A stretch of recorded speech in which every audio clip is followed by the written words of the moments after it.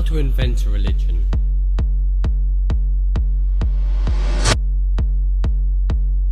I always knew you had to be willing to die to even do this job. Can't stop what's coming. Executive orders. The creation and the maintenance of a secret government within our government. Is something wrong? With what? With anything? I feel like you want to rip your face off. There's something wrong with everything. I was so spun. What's the most you ever lost in the coin toss? The law of the jungle, sir. The most you ever lost in the coin toss? You don't know what you're talking about. Good son. I said, you don't know what you're talking about. Suppression of unrest and dissent. Domestic anti-terrorism. I don't have some way to put it. That's the way it is.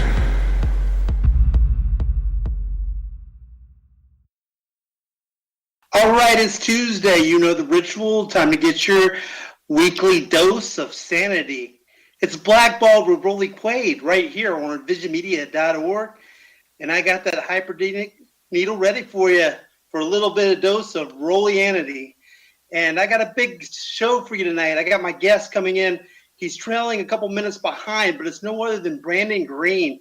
We're going to be hacking Brandon Green's brain a little bit.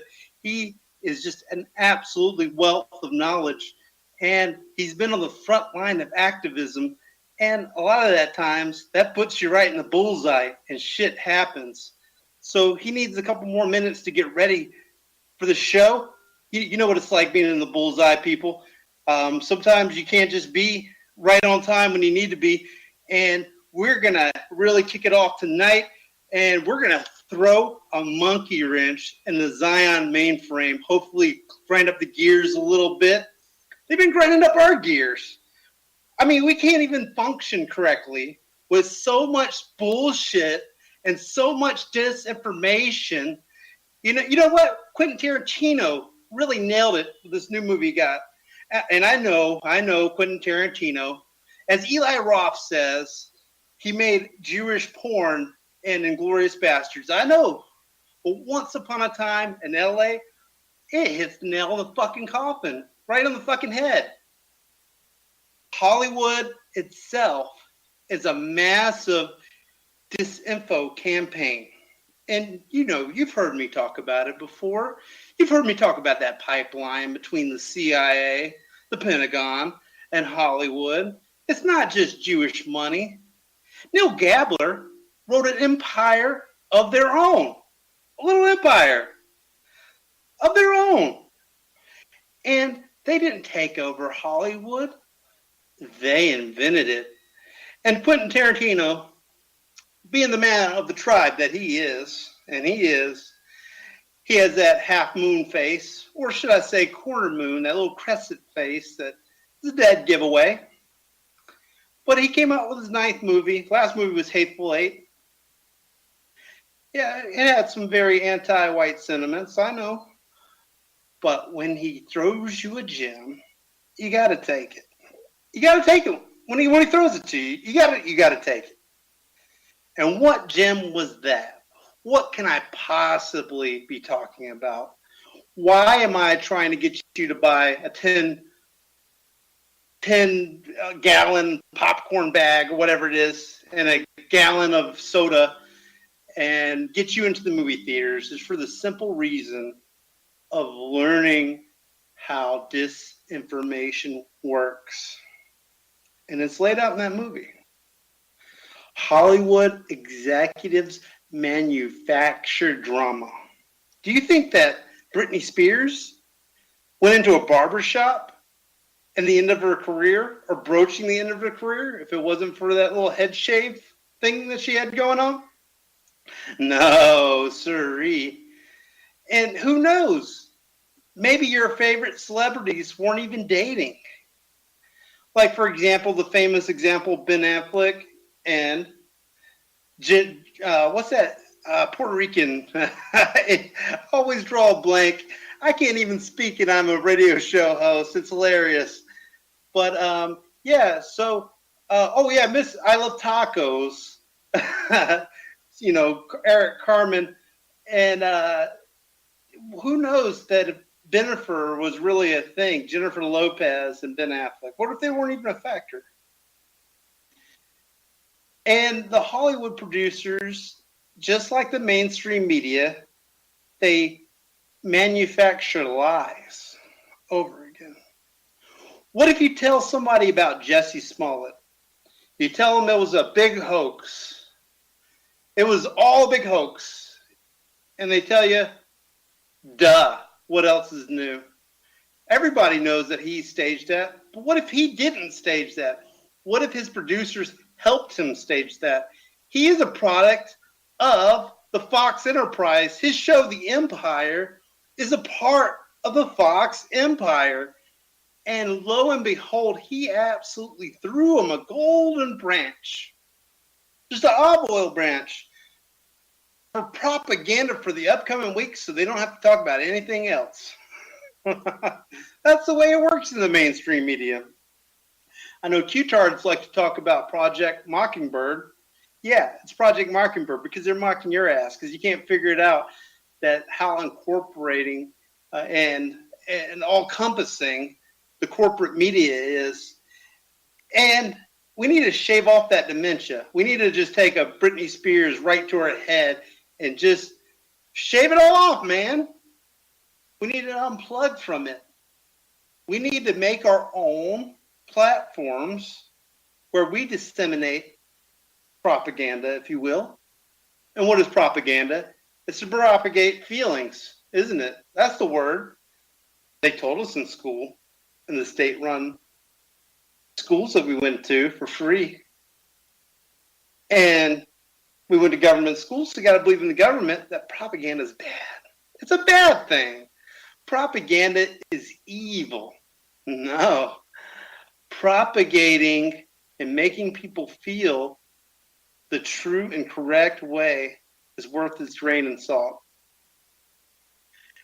And we need to make fully capable people that are functional, that can process their brain correctly without all those hoops they got to jump over.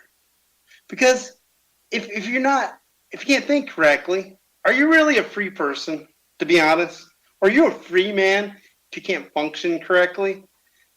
You got shackles on you that you don't even realize about. You got your hands tied behind your back if you can't think correctly. And I'm not hating on you, but a lot of you guys are obtuse thinkers. You think very linearly. I think very abstractly. And you've heard it on my show before. I got dyslexia. I got to come up with a new way to conively slice this pie that you guys take for fucking granted. But my retina, which is very much part of my brain, is working in overdrive all the time. And it's live or die in this deadly art of illusion. And every moment could be a life-alternating event. And you could be on a crash course of disinformation and be led by your nose into a direction by men you've never seen, but they get likable characters on the media and news and media, and also movies to try to steer you into a place of uncertainty, to take you into a pit of hell, to drag you to hell by your feet. And you're just as limp as a lamb, ready to go to it every fucking time. And me, not having a messiah complex, is willing to offer you truth. And I will give it to you selfishly as much as I can. But if I was working 24/7, 7 days a week, writing stories for you, I could be a one-man show all by myself, busting out articles. Hell, I could write 3 to 4 articles a day. I've gotten that goddamn good. I'm the best gunslinger in the whole Wild West. Nobody else could do it like Rollie Quaid. Tonight we got Brandon Green. He hasn't called in yet. Hope he hasn't got lost. But when he comes on tonight, we're going to be talking something very dear to my heart. And it's something that you're going to need to hear, people. We need to build a religion. We need to build it from the ground up. In order to build a castle, you first need to build the shanty, the workplace that the workers go to build the castle. And I'm piggybacking absolutely nothing because it's already there, this religion that we're going to make. It's going to be life-altering, as I said in the early of the show. It's not going to be botched. It's going to have a full package. It's going to have an operating mission. It's going to be a statement, a parameter. And it's something that you're going to want to pick up. I don't know whether it's going to be a PDF format for this holy book that I'm talking about, called the Book of Anon. But we need to think of new mediums and new ways of going about this alt media. We need to become the media. Why aren't we reaching out to new musicians rising up? Why can't we have something printed out that we could hand to them? I mean, musicians are always looking for new material, aren't they? They're always looking for inspiration. And even shitty bands have fans. Even shitty artists have people that admire their work. And they do really listen to shows like this for inspiration. And they also want some sort of book, some sort of divine law to live by. Or maybe it's not divine. Maybe it's a maxim. The final boss of the internet, the anonymous, needs a holy book for its culture. It does, my brothers and sisters of the V from Vendetta Mass. We are Legion. And we need to think to higher planes of existence in ways that we have never thought before. We need to take out the cobwebs and put the toothpaste back in the tube of how we've been approaching things. Because are we just going to get our asses beat in the corporate world and the drudgery of capitalist system every week and accomplish nothing every fucking week over and over again? It's like being a hamster in a spinning wheel. God, I wish I could write an article today, but I got to work 16 hours a day and take care of kids. I wish that I could come up with more content. Believe you me, I wish I could keep up with what's going on. You know, North Korea, the Friday News, the Washington Journal, the neocon outlet itself, said that North Korea has 12 more nuclear weapons than it did since Trump met Kim Jong-un back in Singapore. 12 new ones. And what is that based off of? Nothing. The DIA, the Defense Intelligence Agency, denies ever putting out such statements. And this is the Washington Journal? Come on. It's Iraq 2.0 all over again. We already got off the Mueller fishing expedition. There was nothing revealed. All we heard about was star chambers all over again. I would turn into Rush Limbaugh. And as soon as he got into the Mueller probe, my brain shut down and I knew that I had to listen to something else. Mad Al, you can forget about it. Always talking about the damn Russians while she's a damn Russian Jew herself. Is she trying to normalize relationships with America, with Russia itself? It could be. You know what they call New York? They call it Moscow on the Hudson. That's right, my brothers and sisters. Because of how communist and how Soviet and how Russian it is. But it's not Russian Orthodox Christian. No. It's the chosen. That took the land from the Indians. in Manhattan and build their own little bubble. You ever heard that New York bubble? They say that New Yorkers live in their own little bubble, right? They got the king of New York, Donnie Boy, Donald Trump. And they actually put on a show that they can't stand the guy. They loved him throughout his whole career. They loved him when he was giving fat wads of cash to the Democratic Party, to the Clintons. But now they can't stand the guy. Can you imagine that? Not only that, this whole lock her up crowd, they would shout with Hillary Clinton, lock her up. Did you know that Donald Trump's daughter, the one that he had on her lap when she was 16 years old, with two mating little fish or pigeons statues, it was, they were actually watching two pigeons mate while on that statue. His dear daughter, if he was single, he'd date her. We heard it on The View. Her best friend is Chelsea Clinton. And I've heard numerous amounts of times, usually from the sphere of InfoWars and Breitbart, that Trump is a pure vessel of absolute Republican goodness, everything that is right, because the Republican Party is everything that's right.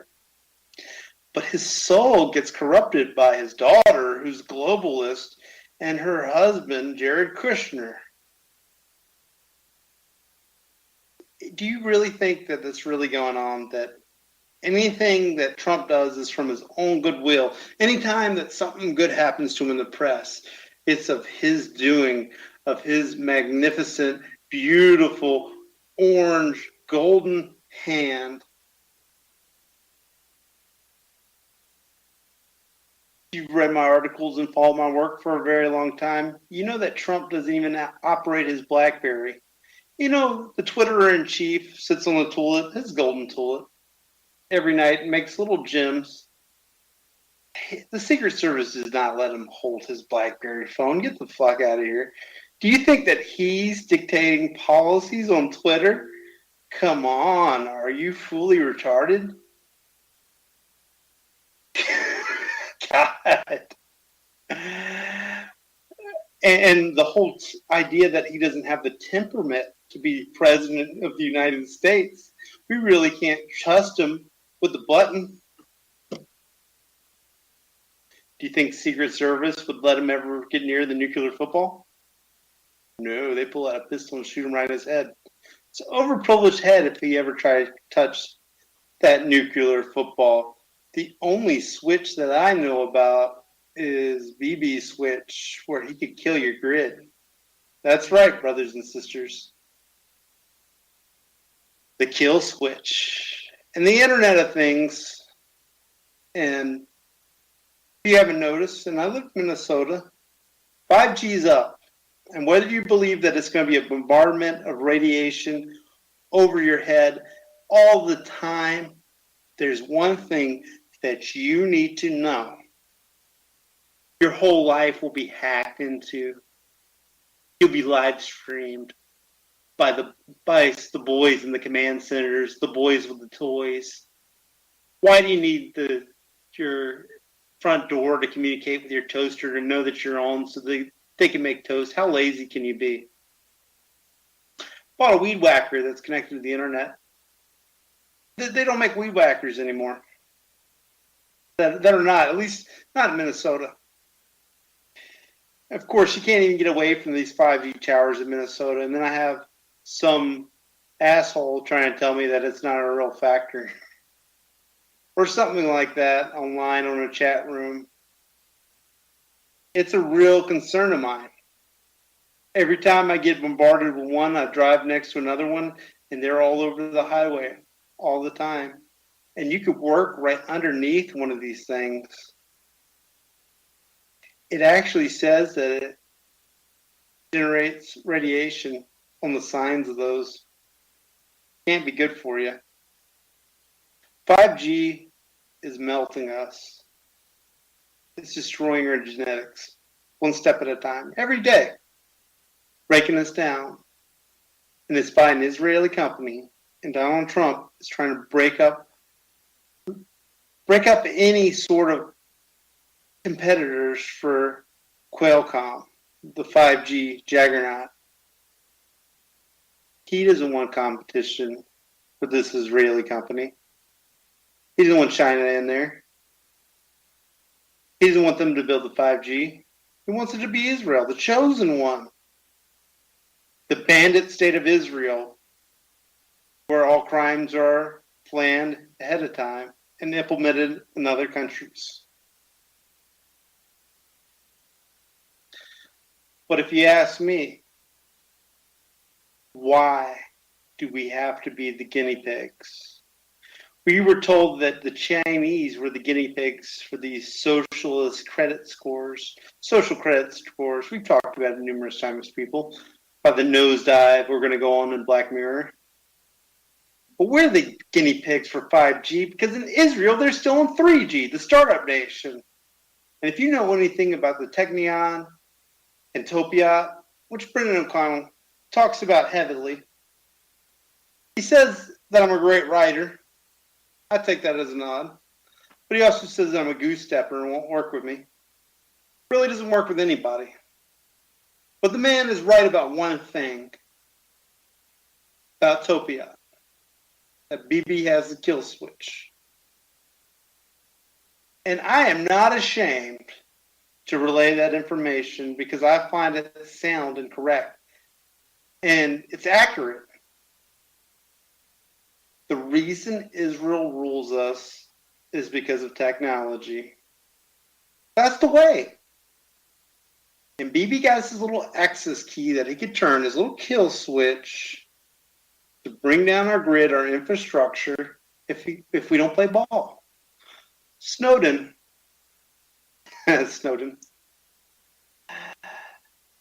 was correct in what he said about key switch diplomacy, about knocking down grids. He was right to mention that the NSA hacks into G20 plans or some sort of economic summits. That was a great concern of the globalists because they would get inside information and the CIA would have another force to reckon with for insider trading. If boys at the NSA get a little bit of information, a little bit of gold on the side, a little bit of retirement fund.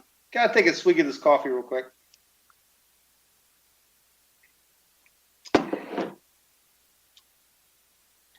Even Bill Maher, when he was talking to Glenn Greenwald.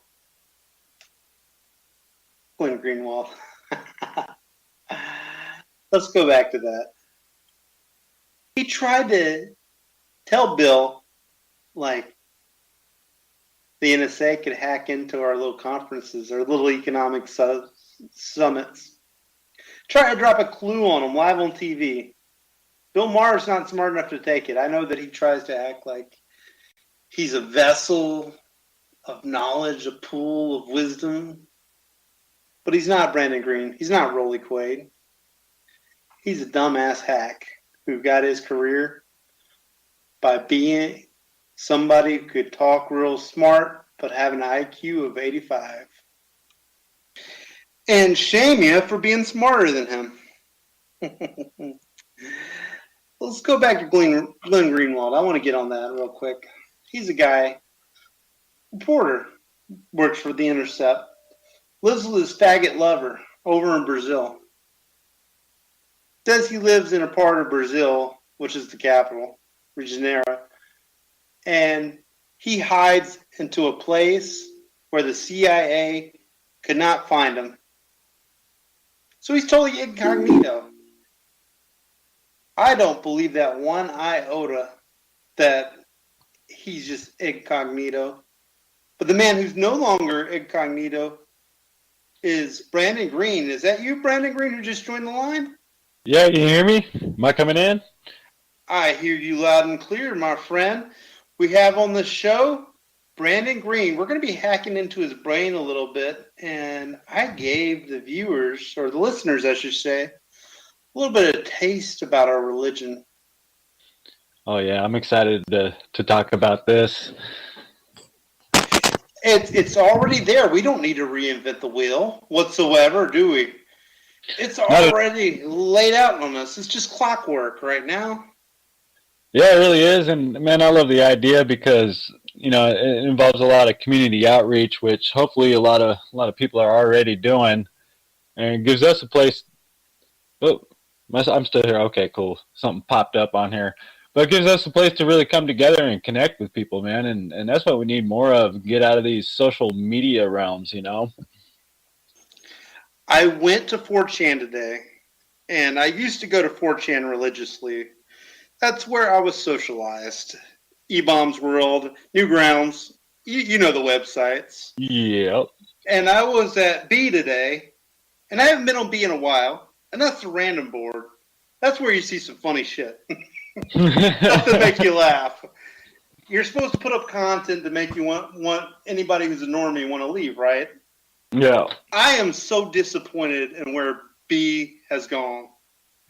It has just become an advertisement for porno sites. Jeez. Whatever happened to the cringy shit? What happened to the edgelord shit?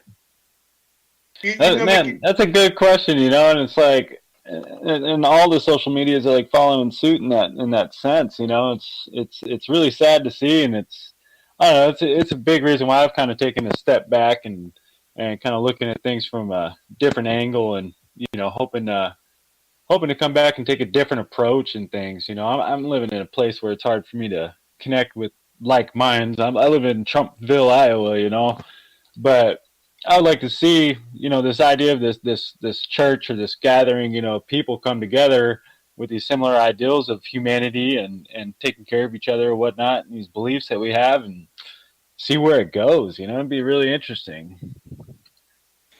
We are like a hive mind on this issue. I am fully in agreement, and we need to get the board collective all in order. And I was thinking about like posting on the B trend and just let it go from there and see where it goes. But I don't even know in 2019 if that's even an option anymore. It seems like a lot of the guys kind of grown up. And if that's the case, let's all grow up. Let's write the book of Anon. Let's make this something that's not just a fringe group. Let's make it something solidified, something serious. Yeah, and like you said, it's a hive mind, so it'd be a collective of everything, This whole Anon movement has, changed so much over the years. I've watched it grow from just the trolling, boards to hackers to what it is today, which is pretty much everything when it comes to movements and causes, and when you dig deep into everything that we do, there's so much good and so much good that has impacted other people's lives. It's like, why not put this into a practice, put this in, like you said, a book, and it's always going to evolve. That's the beautiful thing about it. It's very unique. And we need to think in different new mediums. What if you take this book and hand it to a forming band? Shitty bands have fans, right? Mm-hmm. And they're always looking for content inspiration. We need to be reaching out in ways that we never have before. Yeah. It's strive and thrive.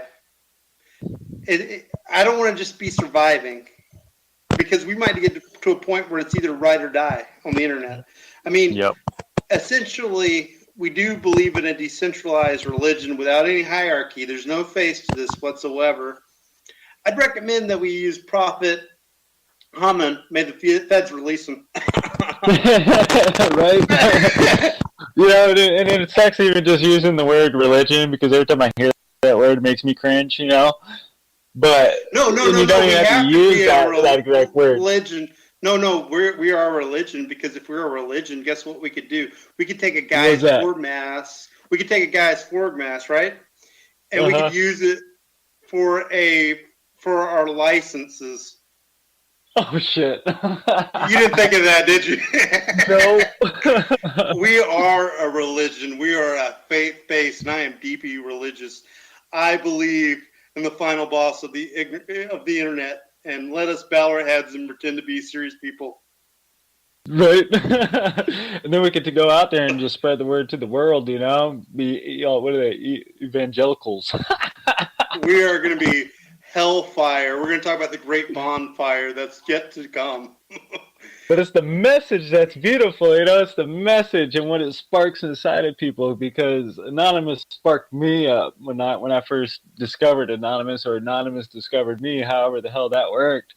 But I'll tell you what, it lit a fire up under me, and it's stuck with me my whole life, and far beyond any other religion. I mean, I've studied many religions. My mom was Christian. I grew up, semi going to church. I wasn't really there, I wasn't interested. I had to go, But even as I grew up and I was looking for faith and stuff to believe in, none of it stuck with me, man. But Anonymous sticks with me, because the idea of Anonymous, what we stand for, and everything. I mean, it's beautiful, and it's open for everybody, And the final boss of the internet, that's no joke. They say that the old book of the Old Testament rules the skies and the air we breathe. Well, who rules the cyberspace? Shouldn't that God exist? Yeah, and that domain does already. You mean it does already? Why just not because worship just is because it's all not in a book about- yet. Just because it's not written in a book yet doesn't mean it doesn't exist. We have Sikh people in our neighborhood. They wear the turbans, really long beards. They'll call you in and to their temple and give you some dope ass food. It's really good, like curry and rice. Why aren't we bringing people into our shrine? I know that Denver Anonymous feeds the homeless. Why aren't we drawing them into the temples and feeding them? And in the middle of it is a bonfire and a testament to our deity, the Guy Forbes statue, right over the bonfire, hovering over it. And honestly, I think that'd be epic. and it's all designed for fire dancing, the whole room. Oh man, and there'd be a lot of healing going on. I'll tell you what, I know some fire dancers as well, and man, honestly, I would love to see something like that come together, because I know it'd attract a lot of good people together. Be a lot of educating, be a lot of wisdom being spread around. Some rich kid got addicted to heroin. Parents don't know what to do with him. They need to send him to a cult compound. We need a compound for that guy. We do. We need spiritual healing, Yeah. It's not just the kickbacks. We need a place of our own. And it's saddening, the fact that people are just content to settle. Right. They're willing to just be a fringe group working on a string shoe budget. And I don't want that. I mean, why does Alex Jones get paid $50 million a year? That was actually rhetorical. You don't have to answer that. Right. You're absolutely right too, because I mean, all of us, the majority of us that I know that I've worked with, we all got these big hearts, and we want to do so much, and we're always limited on what we can do, because we're working out of our own pockets, and everybody knows the struggle is real right now.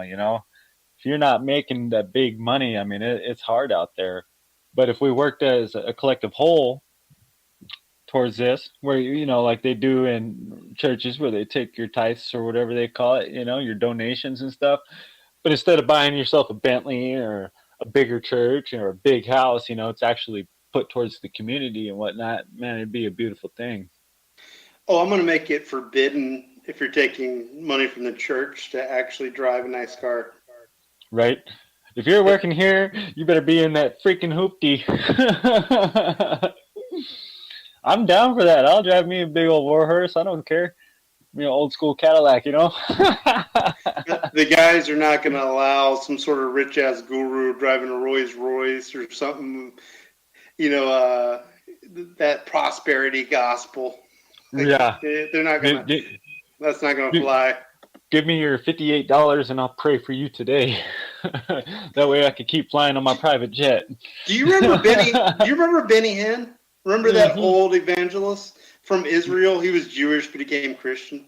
Yeah, and supposedly. every time I hear his name, I just think of this funny ass video I've seen. It's called uh, Street Fighter Church Edition. If you ever get good time, look it up on YouTube. It's fucking funny. Benny Hinn said his whole congregation, he's flooded with people all around him, must have had 10,000 people. He says, I do not want diamonds or riches in heaven. I want it right here on earth. Right? He demanded that his congregation feed his unquenching thirst for more money and material things. I mean, the things that you own you. Tyler Durgan nailed it. You know, why do we need these material things? You should live a life that's minimal. Yeah. I mean, of course, if you're raising a family, you got to have space for that. Of course. Nobody will take that away from you. But why so many toys? Right. Whatsoever. And this is not going to be a softcore religion whatsoever. Like, for example, I did a 21-day fast, no food, just water. We need to put ourselves and our bodies mentally and physically through rigorous tests and trials for enlightenment. And this is not going to be some pussy religion. Well, no, because a lot of people, they love talking about it and talking the talk or whatnot because it's easy just to type it online, you know, but to actually live it and to experience it is a whole different awakening. Exactly. And you need to live it. And we need to have a place where we meet up. And you and I have mentioned together that every Saturday night could be a bonfire night where you bring some hot dogs and some marshmallows and roast and just share some fellowship. No devices allowed. You can't take a selfie in our bonfire. That's a sacrilege. I don't want to see the society of the spectacle at these events. I know that there are hardcore hackers that live by their computers, but I want guys to kind of get it off. We are biological computers in a way. Yep. Connected to the universe, man. We run off electricity, for example. We're connected to the universe, definitely.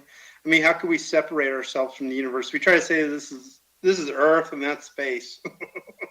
How ridiculous is that? Right. And exceptional. We're different from the animals. Yeah, sure. Yeah, exactly. And we try to sign ourselves as Americans that we are a global or we're a global force for empire. We should be the world police and we should crash nations and we should decapitate all the rulers around the world, especially the ones that are around the area of Israel so they can get their great Israel project going. But we love the people there. It's just they can't lead themselves. They need us. We need to have our little nice, little feminine little guys that we put in from the CIA to safely guide out the resources right at the back of those nations. Because we're the only ones that know how to use the resources, Brandon. That's what we like to tell ourselves, you know? People have actually internalized that. They wouldn't be able to say that out loud like I did. But they internalize it. They know it. Oh yeah, you could hear it if you. All you gotta do is read between the lines. Just you know, eavesdrop on some conversations of some local farmers or some shit, you know, or your, you know, the local baby boomers and stuff. Just listen to the conversations. It's all encrypted in their talk, you know, and they may not say it straight up, but you know, and especially with Trump in power, you know, a lot more people are more open about this stuff. You know, I don't know, he's empowered a lot of weird shit nowadays. They just copy and paste from whatever Sean Hannity said at any given time. That's what they do. And they actually think things like when the Israelis take over the oil in the Middle East, we're going to get cheaper gas prices. It's going to be great. Yeah, okay. Have you ever worked with the Israelis before? They're going to try to dick you in any way that they can. They'll try to charge you $20 a gallon. You ask me if I've ever been Jewed before. No. Oh, I don't know, Brandon. You know, Green, I don't. with my work with Palestine, I've seen a whole different side of Israel that I never even knew existed. You know, you get the little Bible sugar coated crap about Israel, but when you truly do your own research, do your own investigations, do your own stuff, holy God, I thought America was bad. I got a picture of 5 Israeli IDF soldiers, and they're in a circle, and they got a little pigeon, and they all have a gun to its head. All Yeah. 5 of them have their rifle to a pigeon. Makes sense. Sounds about right. Yeah, it does. How honorable that little class of soldiers. As a matter of fact, the first conversation I ever had with you was on Facebook when I wanted to ask if Love knows anything about the IDF soldiers being on crystal meth, because I've seen some sort of evidence in their behavior. But it makes a lot of sense. I mean, it wouldn't surprise me none, especially when you tie it into your Meth Messiah article that I read, you know, and just the way that these people act, the way these soldiers act, you know, it's like there has to be some kind of drug induced into create this kind of mental insanity, this way of thinking and stuff, you know, especially when you're, you know, you're in a shared land and you're just over here sniping out kids' legs and shit, you know, and justifying it, you know. Oh, he's anti-Semitic, shoot his leg out. You know, it's like, are you kidding me? It's a 6-year-old kid and you're blowing his freaking leg off with a sniper gun, you know. I've actually heard about like a case about like 15 years ago where they shot a little girl, and an Israeli came over a night from the IDF with his pistol, unloaded a whole clip on her, reload, and then used another clip. Jeez, that's He ridiculous. sounded like he was high off crystal meth. Well, there was that one also with the pregnant lady, and they call it a 2-for-1 or whatever because they killed the baby and her with one shot. That shit's sickening, you know. You know, whenever they cause a drone strike here in the United States, it sounds a whole lot what the Israelis say. They call the little ones fun-sized terrorists. When they're and they're the NSA, they're the little snooping devices, and they get to run these little drones and kill people overseas. And not even have to leave the freaking computer, you know. They just sit in an office, you know. Well, we actually live in a society where a 90-pound girl in a battle dress uniform can sit at a command center, and white men cannot defend themselves in a fist fight. Yeah. And I've just read a report saying they can't get enough men in the infantry. Men can't even pass the test to join the military anymore. All this GMO, all this junk, all this trash culture is really coming home to roost. And that's no shit. Right here at the gas station, I know an older lady that works up there, and she was complaining because they hired a bunch of these youngsters, and they can't do nothing. Like one of the dudes couldn't lift a freaking trash bag into the trash bin. And She had to do it, and we're talking like an 80-year-old lady, you know, had to go do it. And really, to be honest with you, I hate to say it, but all this happened on the baby boomers clock. They're the leaders, and they try to pin it off on us like we're just like some satanic generation. Some satanic generation. And there are elements of us that are millennial, that are anti-man, anti-white, but the millennials really aren't that bad as they portray on CNN and Fox.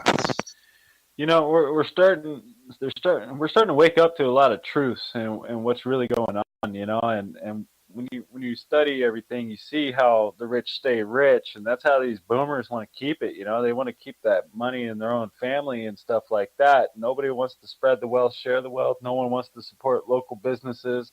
You start your own business, then these old timers that have been here forever are gonna bully you out. You know, try to get your shit shut down. You know, and it's just, to me, that's not the American way. None of this that's happening today is supposed to be the American way. You know, we write this stuff on paper of what we say we are, but we live a whole different dynamic, and it's sickening to me because we're living a lie. They call it a dream, but it's a lie, man. You have to be asleep to believe it. That's what George Carlin used to say. That's why they call it the American dream. It's true. It's true, and the shitty part is us, and not even just us, but the generations after us are going to be the ones suffering from all this, you know. And you see it every day, just getting worse and worse at a faster rate, and it's almost seems impossible to cure it, to fix it. You know, it's this dog eat dog world. Nobody cares about nobody. Got these suicide rates. We got all kinds of this negative crap, and it's like they don't care. Nobody cares. You know, our system don't care. These older generations don't care. Everybody just wants to point fingers. Everybody just wants to play all these games, but nobody wants to take action towards a better future. We're trying, but look what happens to us. They dub us as terrorists if we go out and protest. You know. They want to equate us to Antifa, and Antifa wants to call you a member of the alt-right if you say honk honk. Yeah. And all these gender pronouns and all this other crap. They got to be getting paid to actually believe this. Can't see anybody rational that would actually believe that. We know with the Black Lives Movement, a lot of the leaders actually worked for Sarah Palin's campaign, so they are political operatives out there. Yeah. And it totally makes sense. And another development that I've been noticing is the unabashed hate of Ilhan Omar. And it's by people that say they don't hate black people. It's just Ilhan Omar. So if you're half Semitic and half black, I mean, like if you're Jewish, you're good as gold. You're right as rain. You know, you're the patriarchies of the Bible, which I take at full face value and have never questioned it in my whole life.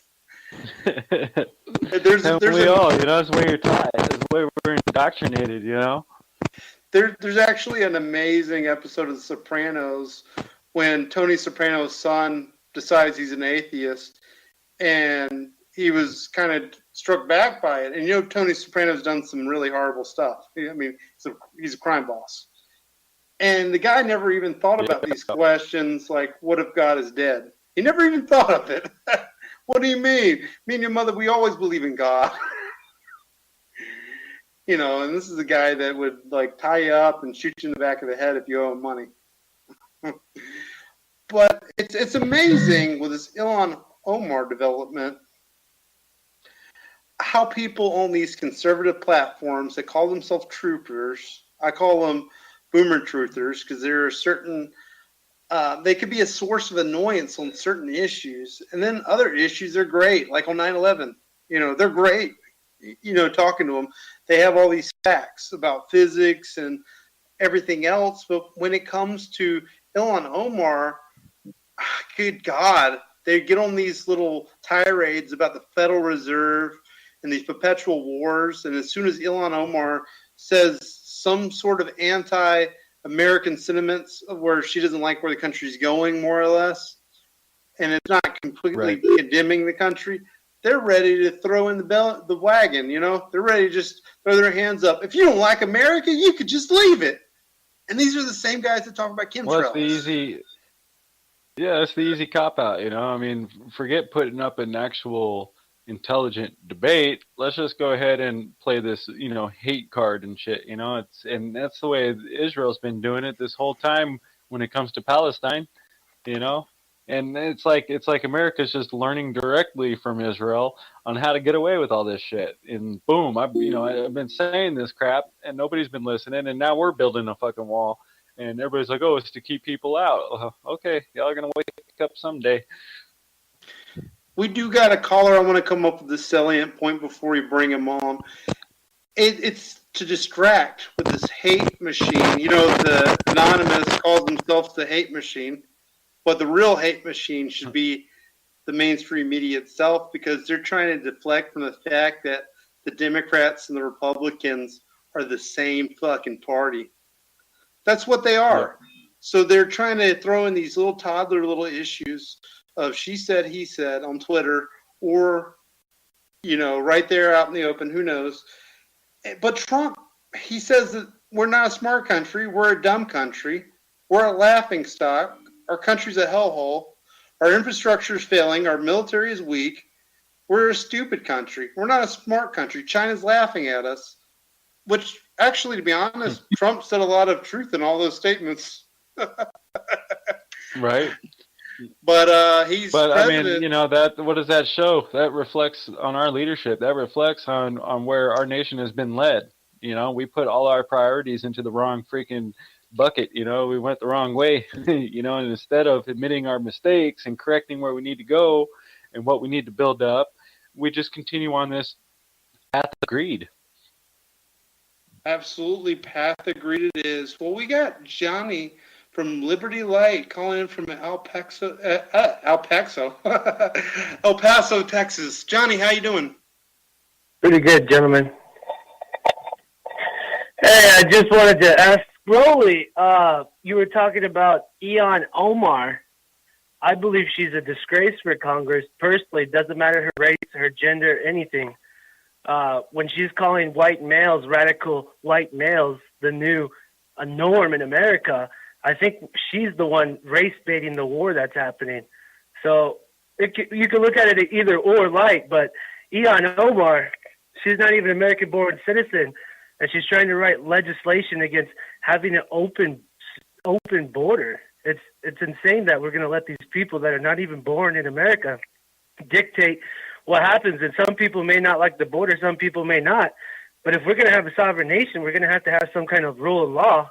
And when we have these congressmen and women bashing I think their basic policies, really, it seems to me that there's some kind of miscommunication among everybody. I believe she stems a lot of that, though. In her own words, she calls white men extremists. Yeah, Brandon, do you want to take this, or do you want me to go ahead and take it? I mean, I can't disagree, but it's just proof that the left and right are both working together on this division crap, and dividing the people. Like, I don't even look to these politicians anymore for anything, man. They're both baiting us into this hate, fire, and it's you can feel it every time you go outside nowadays. You can't even have a basic conversation with most people if you're a Democrat or a Republican because of all this stuff that's going on. And I mean, I got to agree with him on a lot of what he said. And it doesn't really matter how you feel about on the border. And you can't just target a whole, race of people. You can't just say white people or white men, But there is an escalation in the violence, and coming from the white extremist groups, I would say the nationalist groups and stuff like that, they're standing up a lot more and carrying out a lot more violence. But that's also perpetuated by the media. They want to pay more attention to that. I just don't trust any of this, the politics, the media, any of this crap anymore. And that's why I try to stick to my community. Whether it's, Facebook and the people that I meet, all around or whatever, wherever I may go, and speak with the people and get where the people's at. It's like we need to reset the whole damn system. And also, like, Ilhan Omar is not a free agent whatsoever. They're trying to make it seem like the Squad is the author of socialism, all the force behind it. And they're just cutouts from NGOs. That's what they are. They're not the source of socialism. Are you kidding me? The Jews write the legislation here in America. AIPAC does. And matter of fact, in AIPAC, back in earlier this year, they were actually being used as the poster boys of why Jews need to start paying AIPAC more money to wring them out even more. And this whole idea about AOC being a part of the Muslim Brotherhood with Ilhan Omar, with Presley and Rashida. and Johnny, do you actually believe the quote that she said, "I am the hope and the president's nightmare"? I think that all white men should be put into chain as slaves because they will never submit to Islam. That is a fake quote. She never actually said that. Oh, I never heard that, but I wouldn't believe it. It would sound too extreme for me. I would have to look into it, yeah. But I'm telling you, Johnny, like, there's certain aspects of this woman that people are just taking at full face value. And they're putting pictures of her next to Osama bin Laden next to each other and putting these quotes up, and it's all over Gab. And people are just so fearful of this woman, and she's a puppet. I agree with that. I agree. She probably has an IQ of an 80. I mean, like, for example, AOC was a cocktail waitress, and then she just old Georgie came in the bar, George Soros, and said, "I wanted you for Congress." You know what I mean? It's Oh not yeah. like these women are complete designed and manufactured to do policy by the lobbyists and the think tanks, and they're handed on the silver platter these policies, and they put it into place, and there's money always attached to it. It's just a clown show. Honk honk is all it is. It's theater, people. That's what it is. And anybody that runs for office, and especially accepted, has already been vetted and predetermined kosher. There's no and ifs and buts about it. Every single side, every single party, Democrats, Republicans, whatever, whether they wear blue or red, Crips or Bloods, they have already been pre-selected. They don't get elected, they get selected, and they get selected by the global elites, and that's back in that little smoky room in the back. But let's switch gears, guys. Let's go back and talk about our religion and try to solidify it a little bit. I don't want to, I want people to see the forest and not look to the trees about the conversation we've been having, and more look at, the main issue of why we're here tonight. Let's ask Johnny. Johnny, what do you think about Anonymous actually trying to make itself, legitimate? Like actually have themselves attach themselves to political parties. Like, for example, be a anonymous and yellow vest Republican. Do you think that is possible or feasible? Yeah, I guess it would be what's happening around the world. Another fraction of politics. I think that's going to be inevitable. Right now, people talking about the Libertarian Party is coming back up to the light, but I think people are over even the Libertarian Party. They're looking for something more extreme, but within that value system. So I think it's very plausible. I think the thing that's missing with it is an entity, a group behind that. I know obviously it's a group, but I guess maybe the mass takes away from that. But I think maybe if there's more of a foundation when it comes to strengthening the community, and maybe a website or a platform where there's open dialogue, I think this could launch very quickly, especially with technology. Even before 2020, it could be a big factor. Absolutely. Can we expect to have a mayor, Brandon Green, What's up? over in Iowa? Oh, yeah. I don't know, man. This place is different here. Iowa's different. It's hard. It's hard for me to catch the vibes here, man.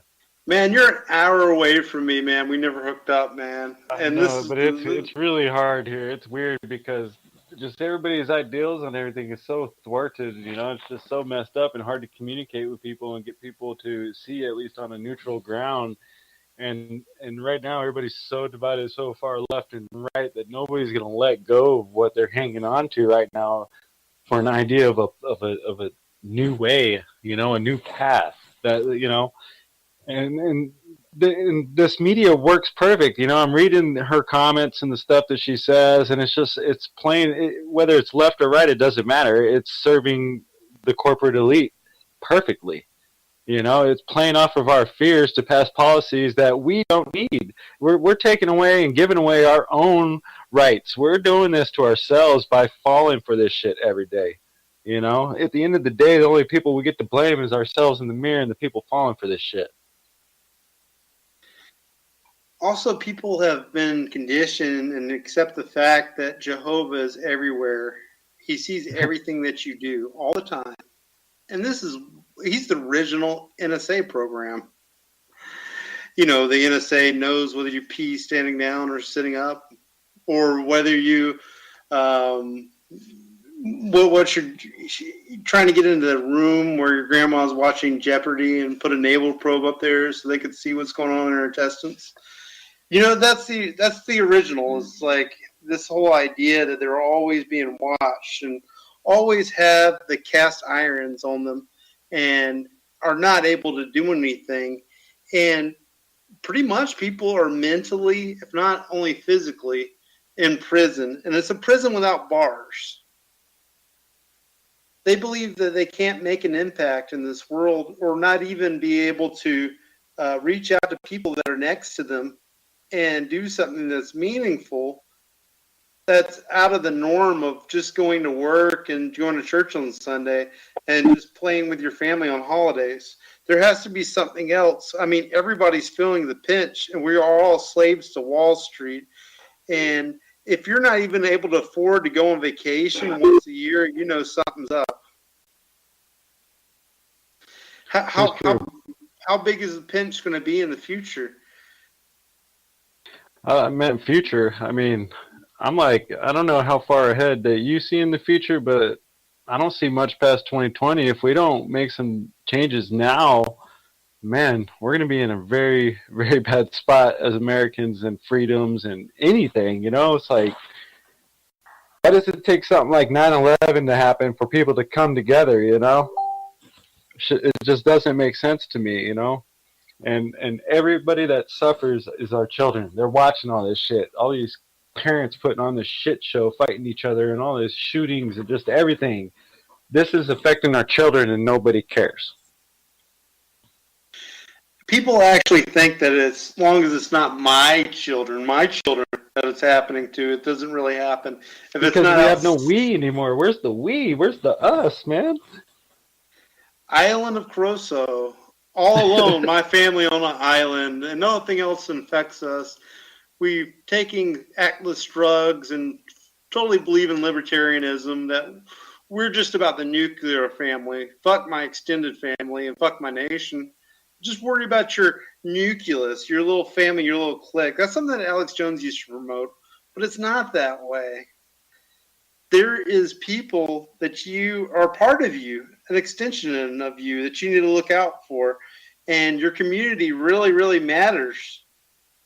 How can you divorce yourself from your environment? It's impossible. We are a product of our environment.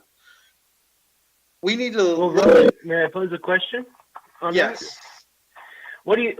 You bring up a great point, but that's exactly what they're doing. They're bringing in the Muslims and even immigrants, and they're forcing us to live with these people that haven't even adapted to American culture. It doesn't matter. America's pretty diverse, so America's culture is broad when I say that.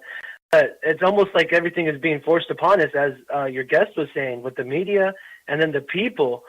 And then we're expected to work with these individuals when they have nothing in common with us as well.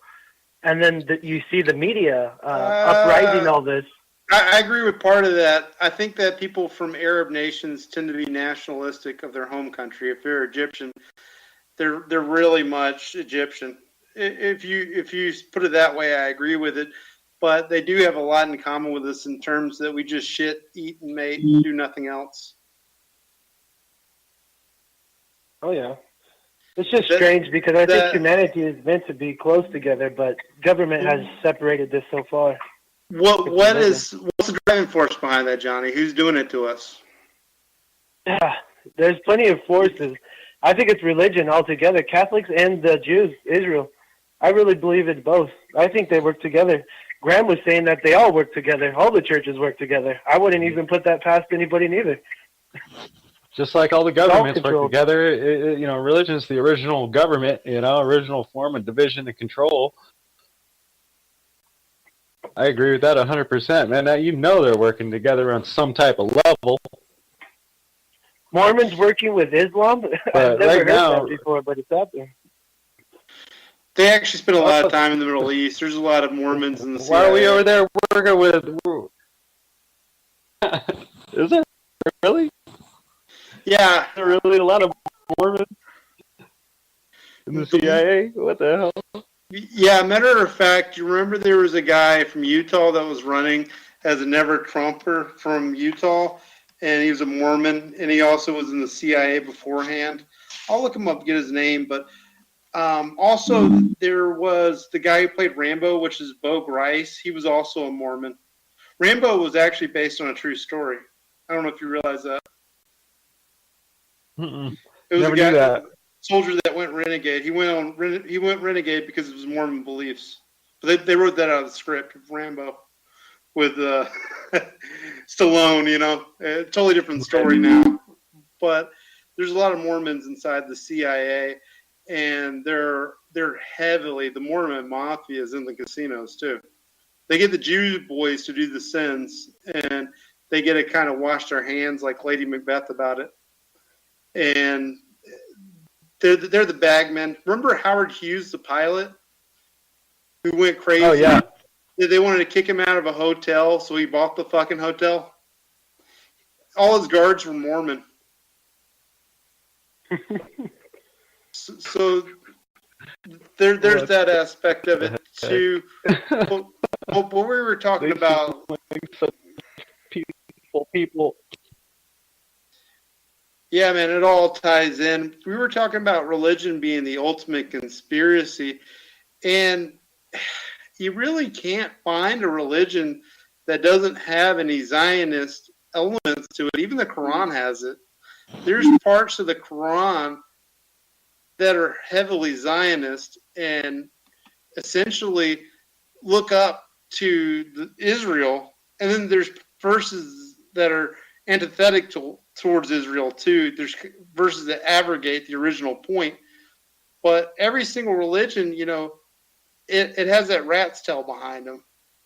Maybe there should come a time where we have like our own religion, finally our own religion, since the Vikings had their religion.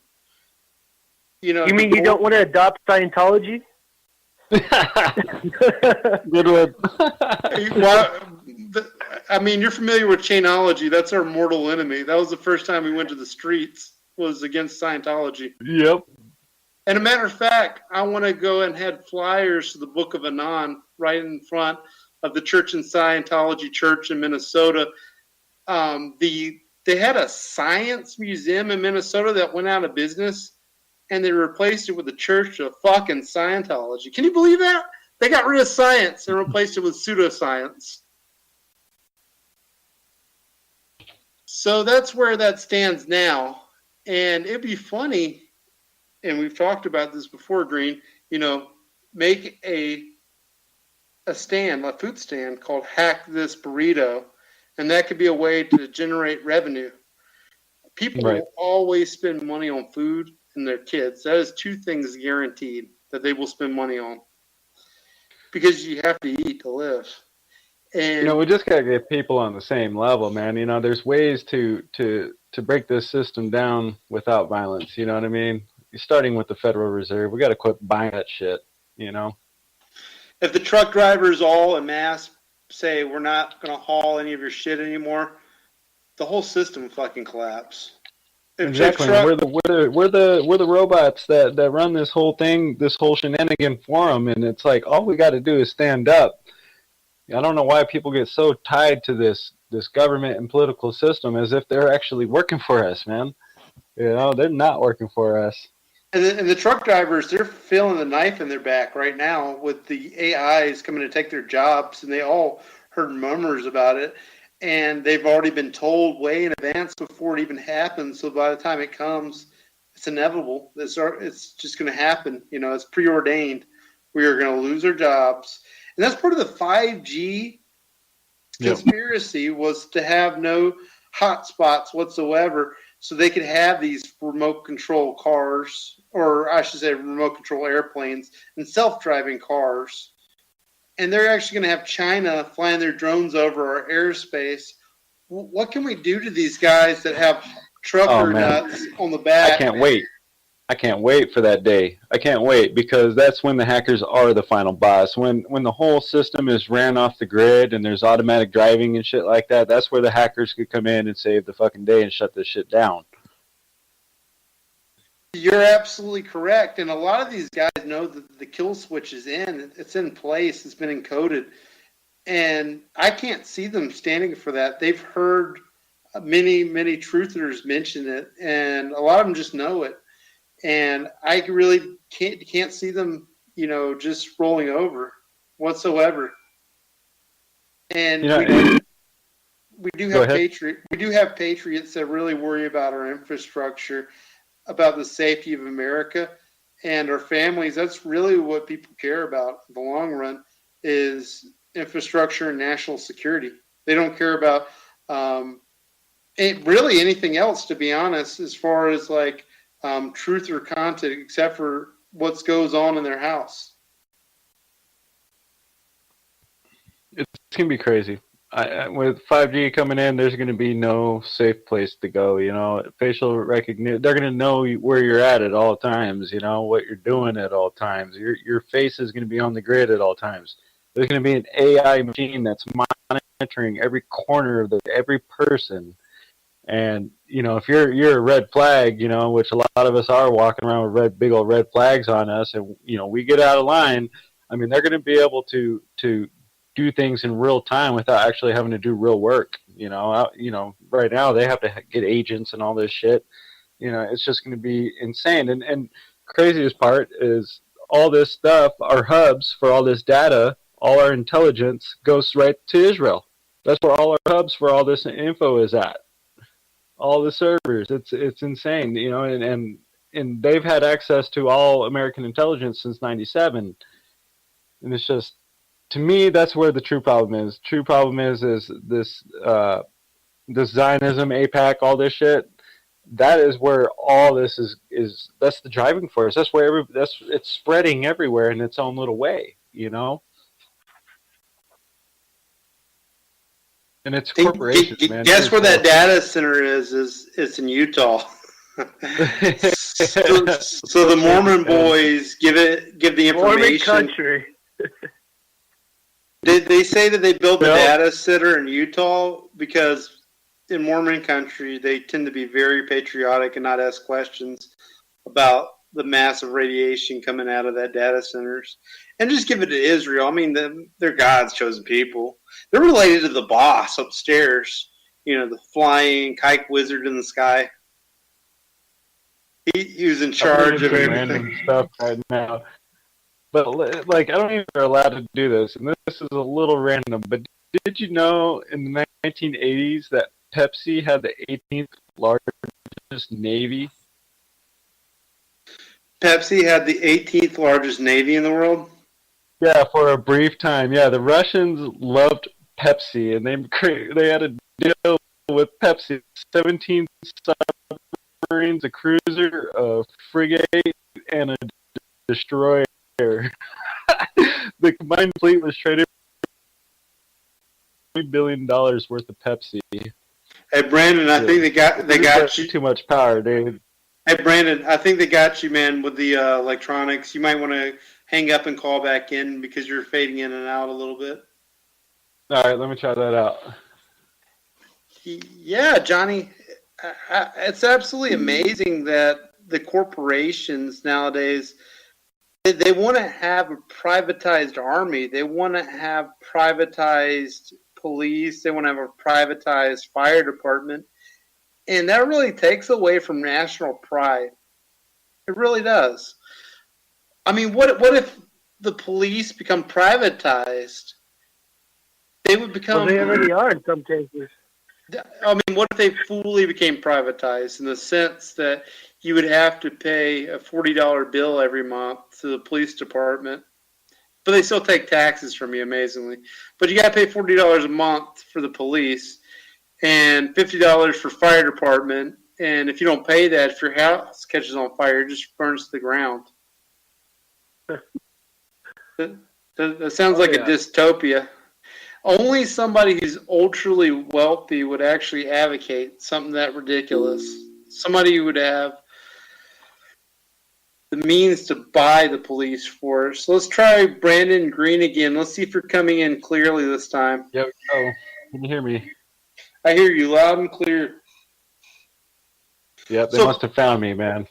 They found you. You are a target individual, and I do believe that certain people have been selected to be part of some fuckery program. Yeah, the fuckery's real, man. It's been going on for at least 4 years now, and I'm just, I'm in therapy now because of this crap, dude. A therapist thinks I'm crazy, and then until I pulled up all the documents from the intercept that they released from Tiger Swan that followed us all around the country and shit, and it's like, see, I told you, this shit is not made up. I'm not delusional. This is documented proof of these private mercenaries. My name's all over these documents. And they do have the active denial system. You were talking about 5G, where they could radiate you from far away. They could radiate your house. They could zoom in and just radiate you while you're sleeping with your wife and your kids in the house. If they don't like your static, the things that you put out, things that you say, if you don't have a high enough credit score, in their opinion, it's appalling, and people need to wake the fuck up. They need to get off their pillows and stand that's up. what's scary that's coming, that scares me the most. Because debate about all this crap, but all we're doing is wasting stuff back on humanity. It's an attack on the United States in specific. They shut any kind of proper tests. And the first people that are going to be falling to this are going to be ones that already have active cancer cells, that have cancer, that are more susceptible to these frequencies and stuff like that. It's going to be an epidemic. And then, of course, the government's going to come in with more pills to shove down our throat to sell us and crap. It's really sickening just to think that they're doing all this shit for profit. Profit and control. It's not just money. They already have the money. They just make it out of thin air. And it's going to be dots on a screen eventually, just ones and twos. Or zeros and ones, I should say. I probably got 5G'd a little bit just now. Some active denial system right to the brain. Verizon's already rolling 5G out, and there's global demonstrations happening. There's multiple countries that won't allow it.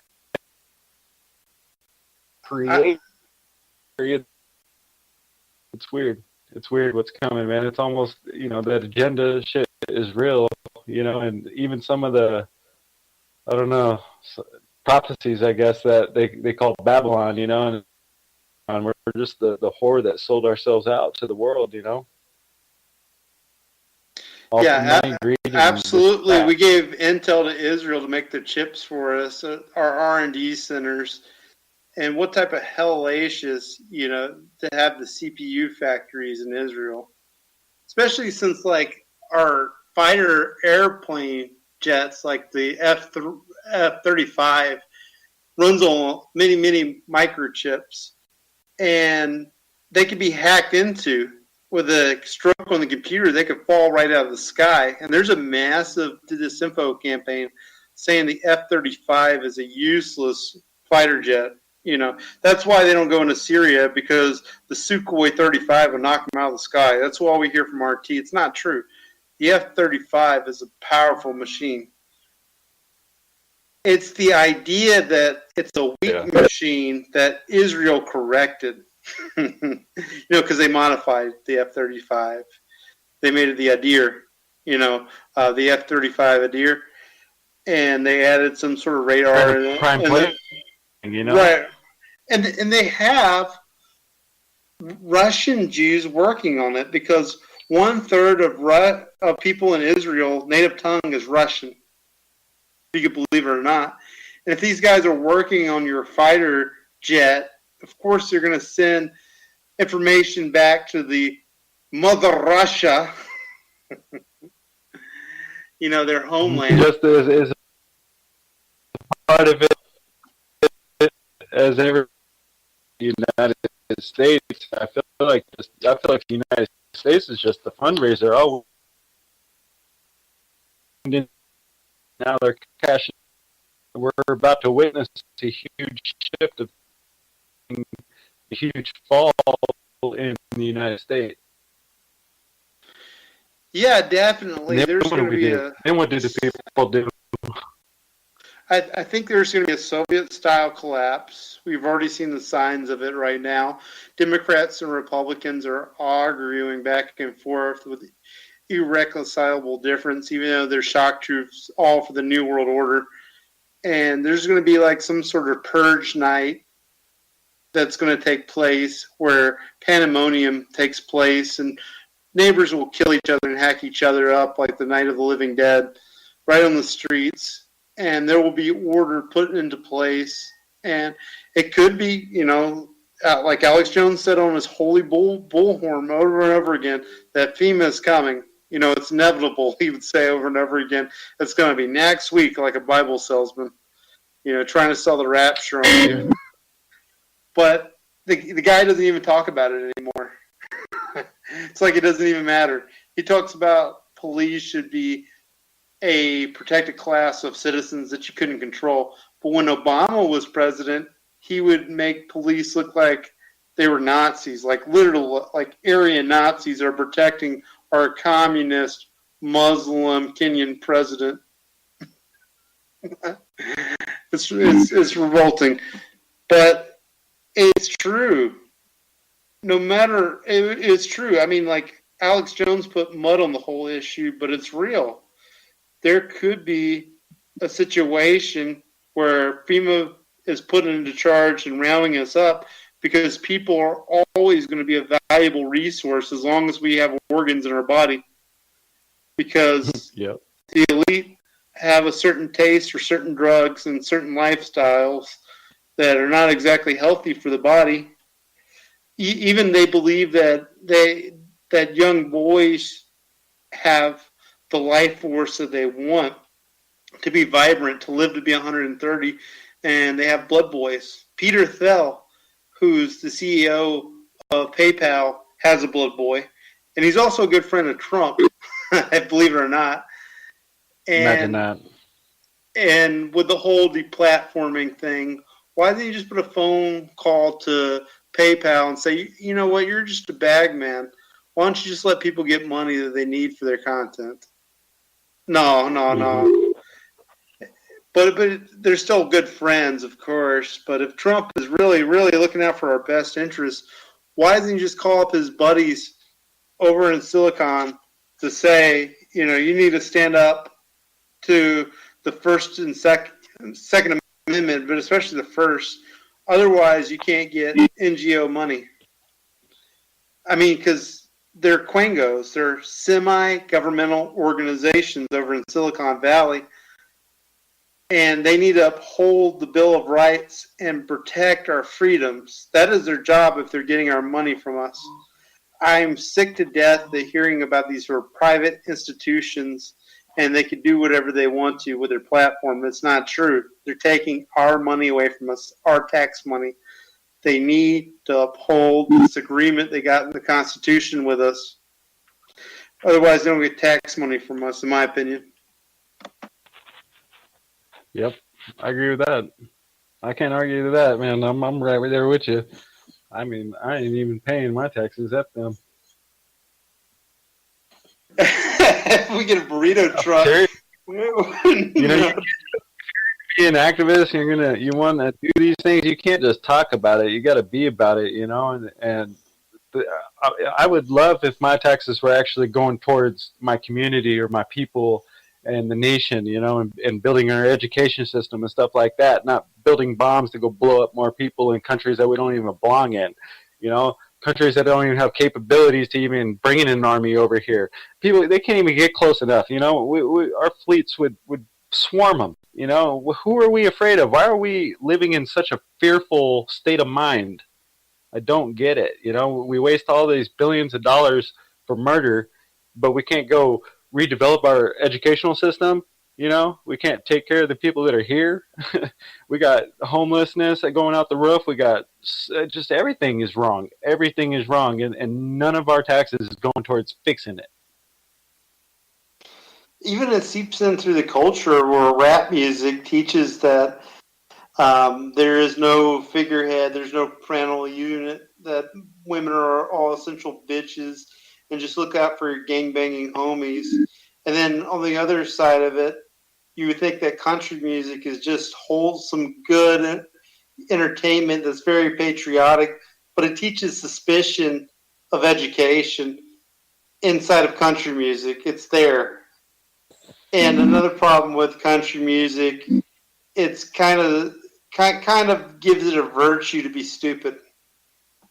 Like, I don't know nothing. My daddy didn't know nothing, but we know we love Jesus, sort of thing. You hear that in country music all the time with the lyrics.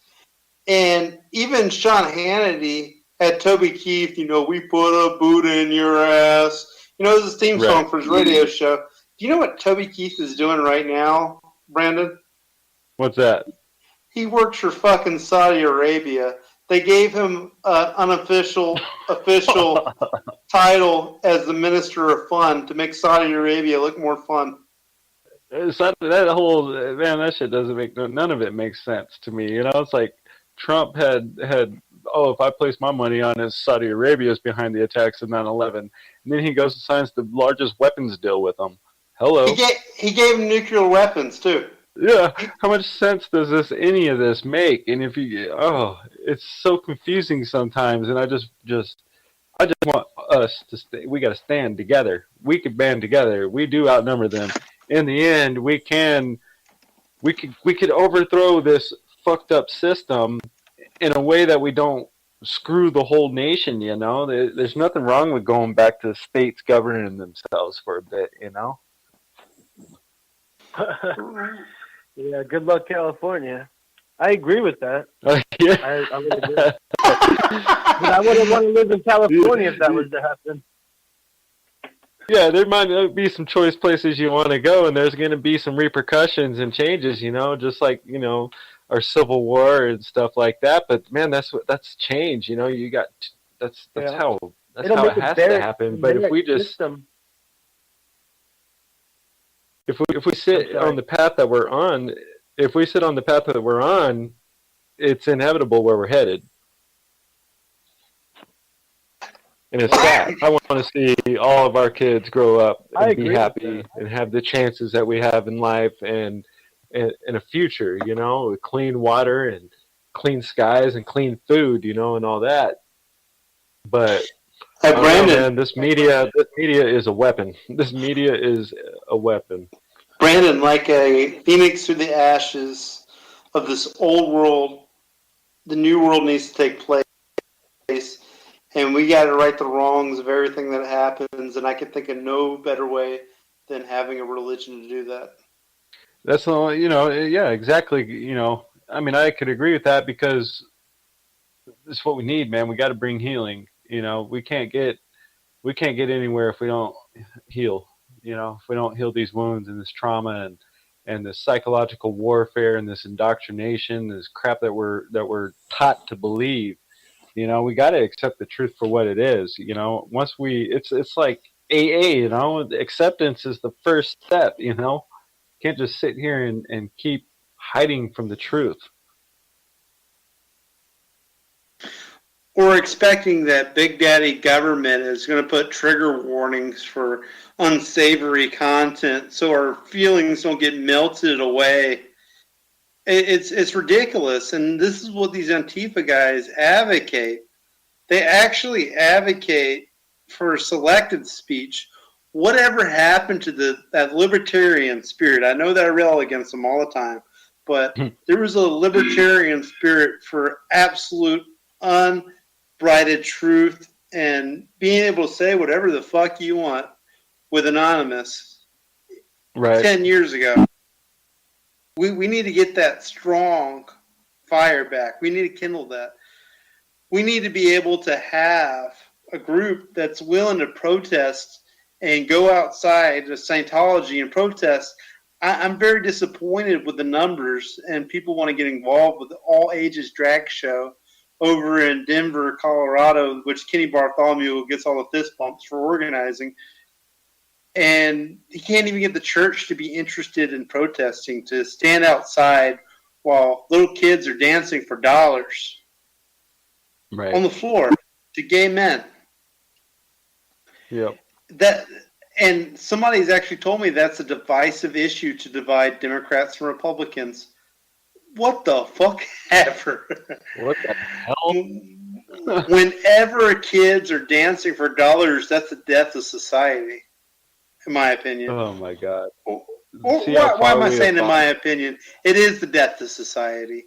You're gonna have kids dancing in cages, and then next you're gonna have child sacrifice. Oh, but we give them a good college education for the brothers and sisters. They'll be missing their little boy Jacob, who's now called Desmond. Jacob is amazing or whatever. Yeah. And they're not actually teaching. I mean, like, I've watched a lot of these drag shows. The show fucking sucks. I mean, they don't sing their own material. They lip sync it, and they Right. can't dance whatsoever. It seems like they're all just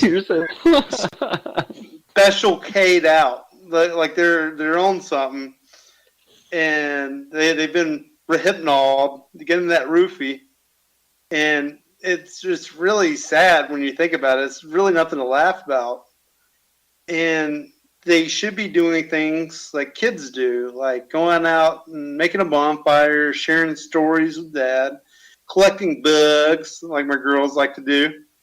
They like to find a little bug and ask me what it is. I'm like, baby, there's like 2 trillion bugs in the world. I'm not going to know every bug is.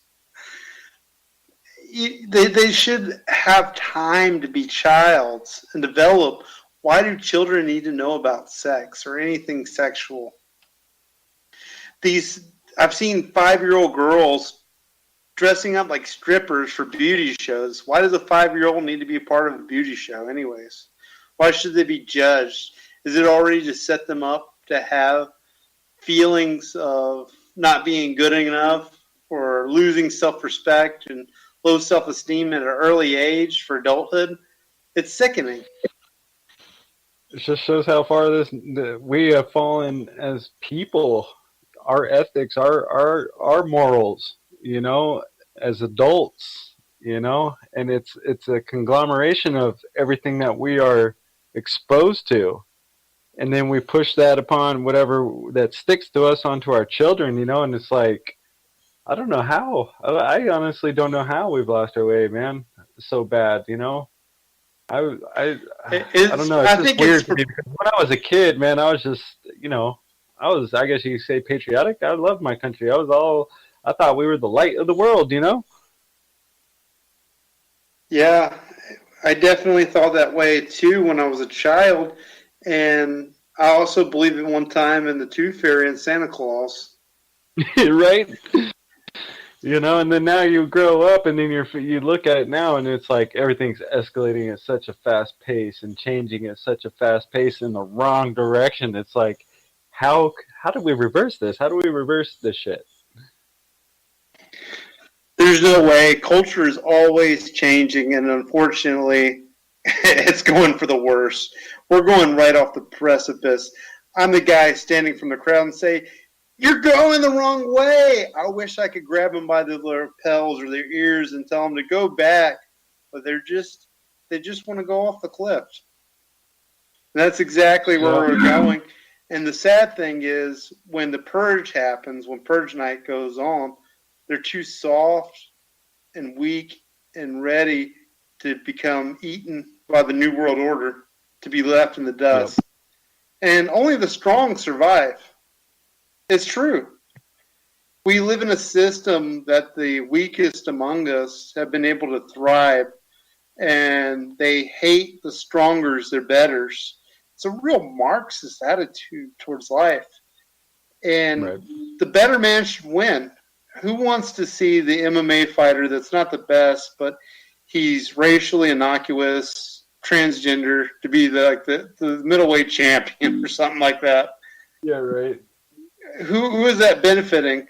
Who really cares about race when it comes to UFC? It should be the best man wins. Yeah. If we put it to that, I mean, but now it's gotten to the point where the Marxist poison has affected us all. Maybe Johnny could talk about this a little bit. Johnny, have you noticed any of a cultural Marxist attitude with the QAnon community, where they want to keep you down? They want to keep you on the message board. They don't want you to make your own media.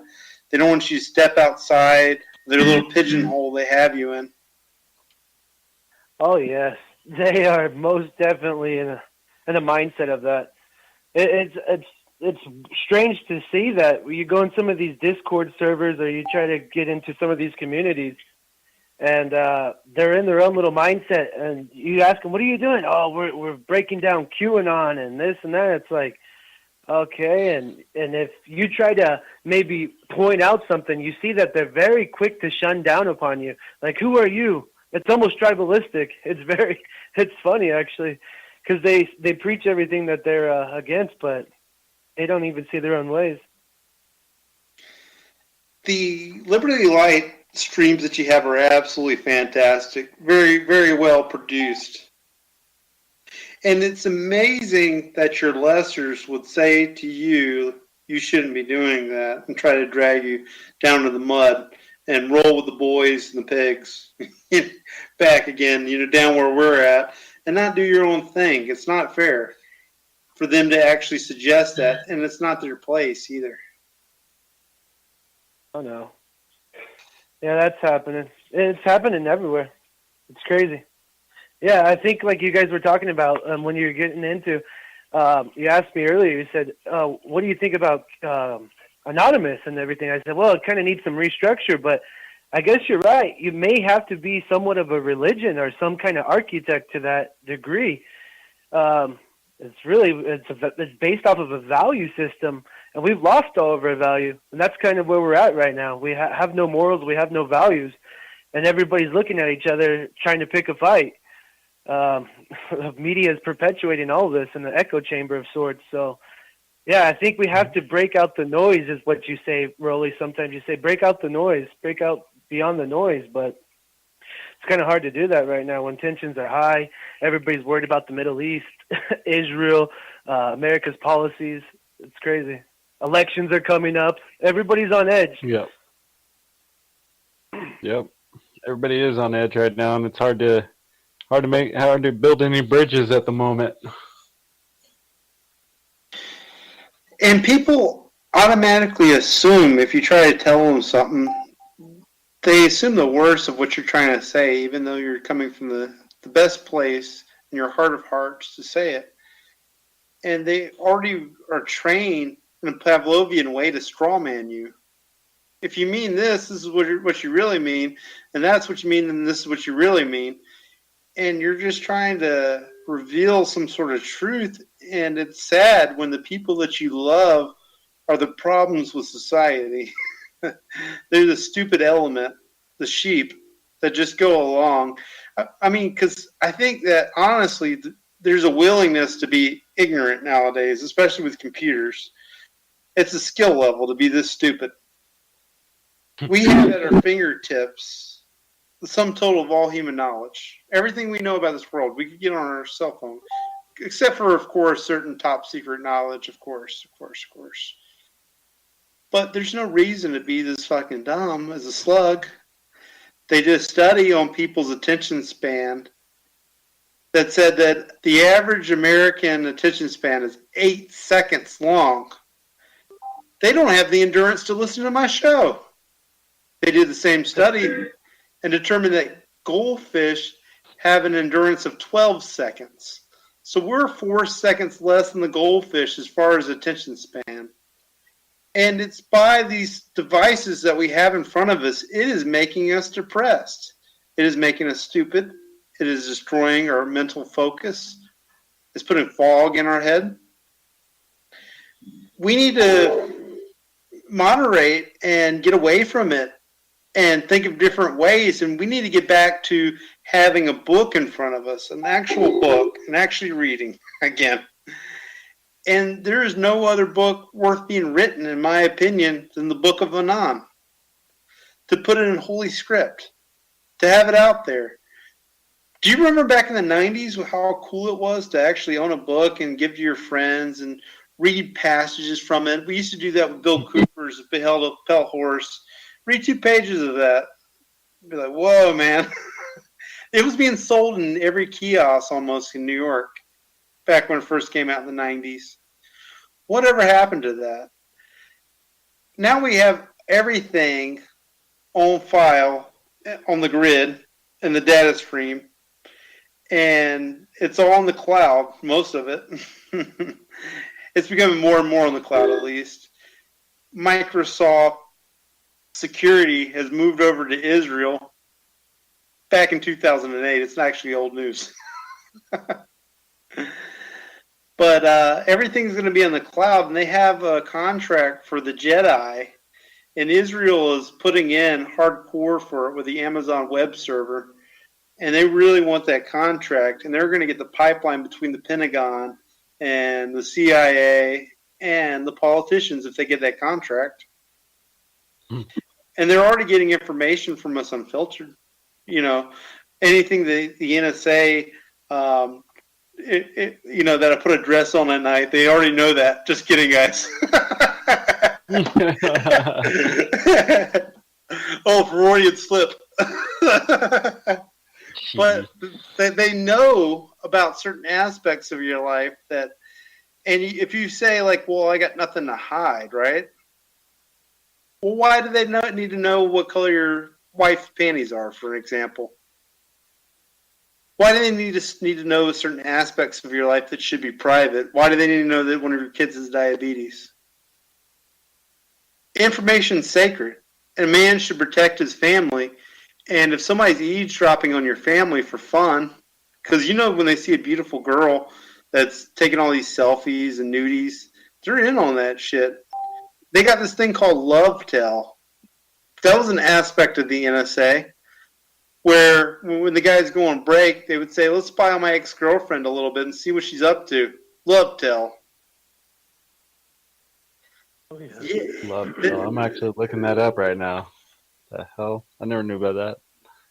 Yeah, and it really goes on with that thing that you were talking about with controlled, targeted individual.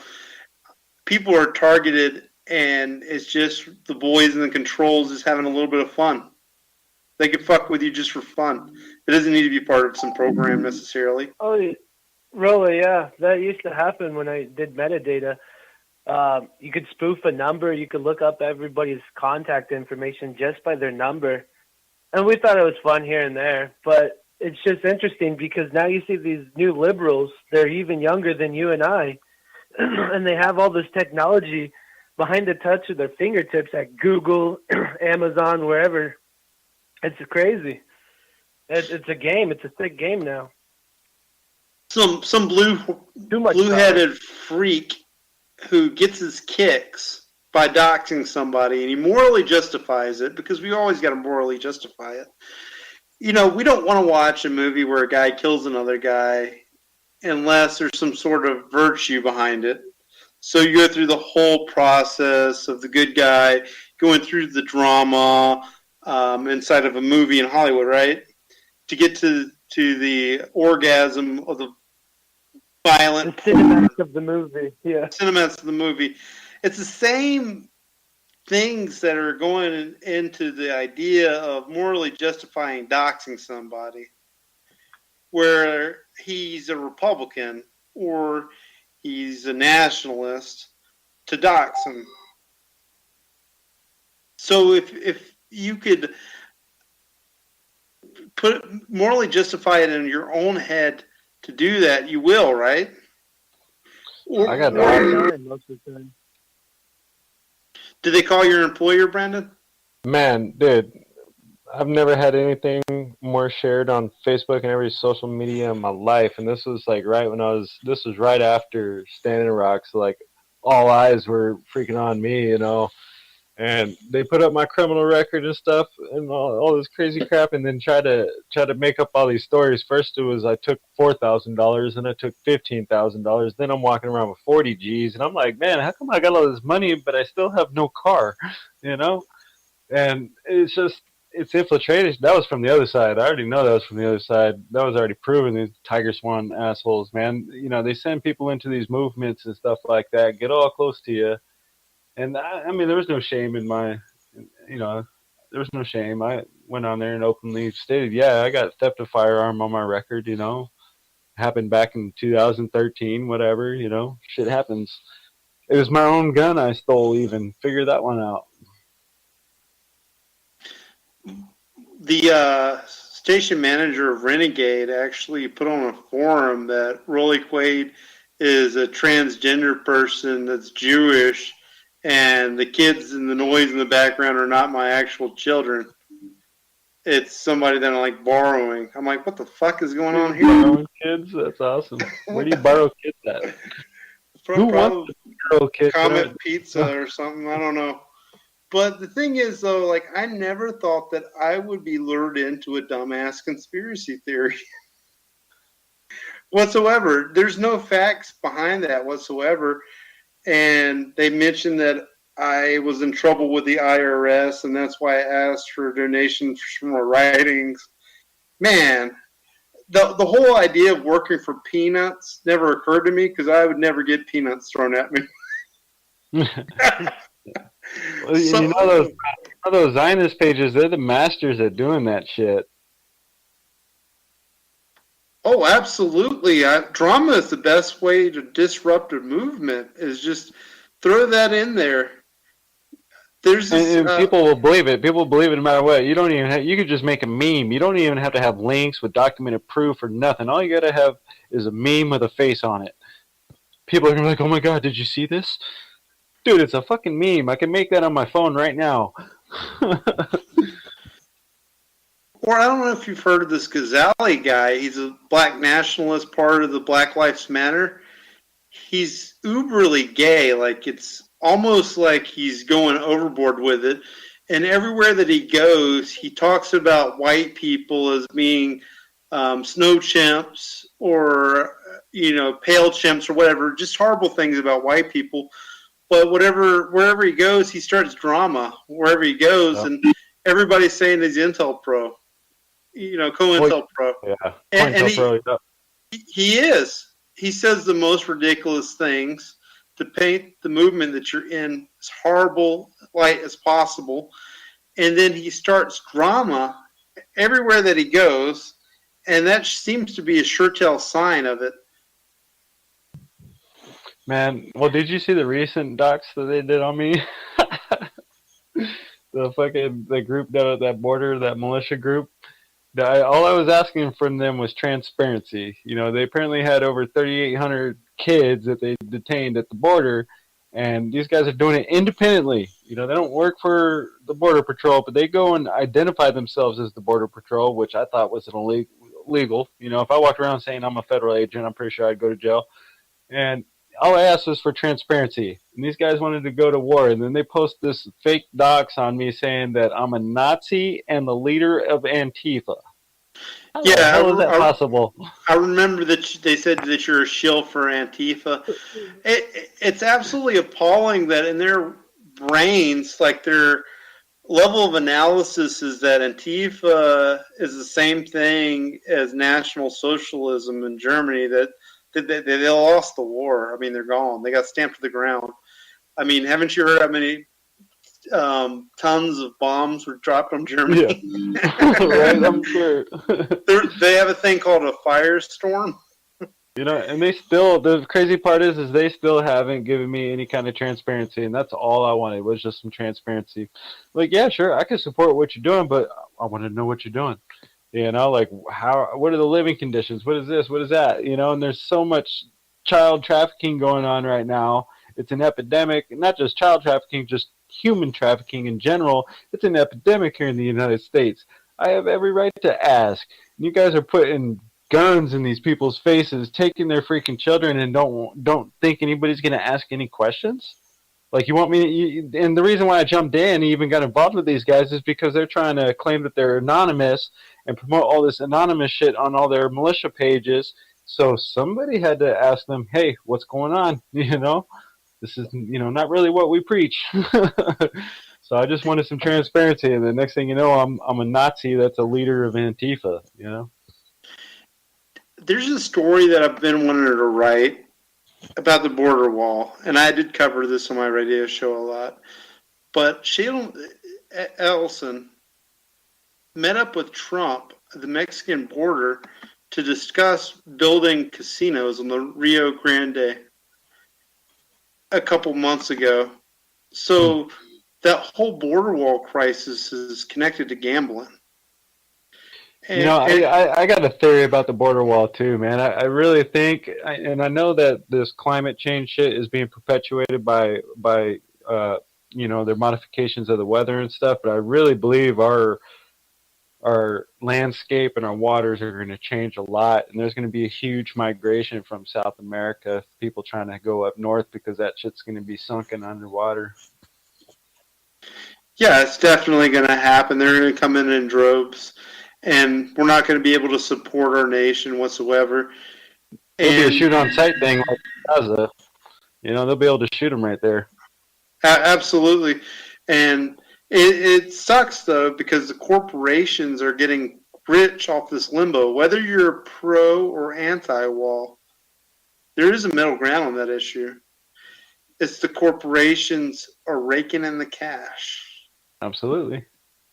And they're setting themselves up for the future already. Nestle, everything, privatizing our waters, all this shit, man. They're preparing for the next phase. And we're just over here pointing fingers at each other and arguing and just spinning in circles. I like Arguing the over religion idea. trivial things that don't even matter, but religion always matters, and we need to solidify that. We need to harvest on the consciousness of the collective. And Yep, really, I think you need to write the book of Genesis, man. the gospel according to Anonymous. Yeah.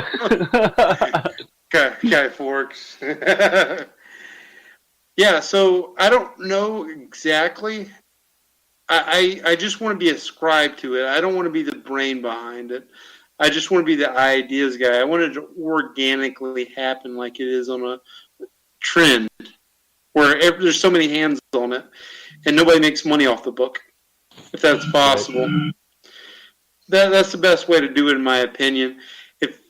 If anybody has a better idea how to go about it, I think that we are talking about the final boss of the internet, and it should be on the internet for his glory, but there's something about having a hard copy of it.